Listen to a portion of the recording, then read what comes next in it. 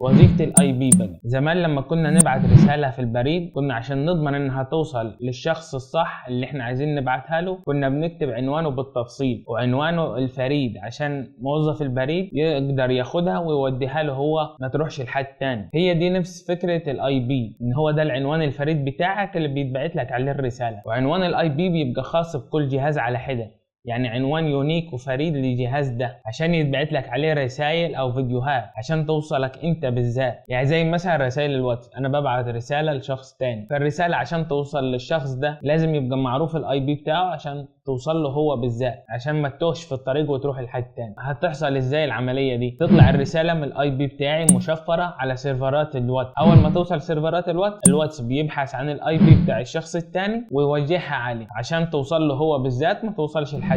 واي موقع بنفس الطريقه. ناخد مثال تاني زي اليوتيوب مثلا، ازاي اليوتيوب بيعرف انك بتحب المحتوى ده؟ طرحوا لك كتير. الالجوريزم بتاعت اليوتيوب شافت ان الاي بي بتاعك بيتردد على المحتوى ده بشكل متكرر، فبدأت تفهم انك بتحب المحتوى ده، فبدأ يقترحوا لك اكتر من ناس تانيين او من قنوات تانية.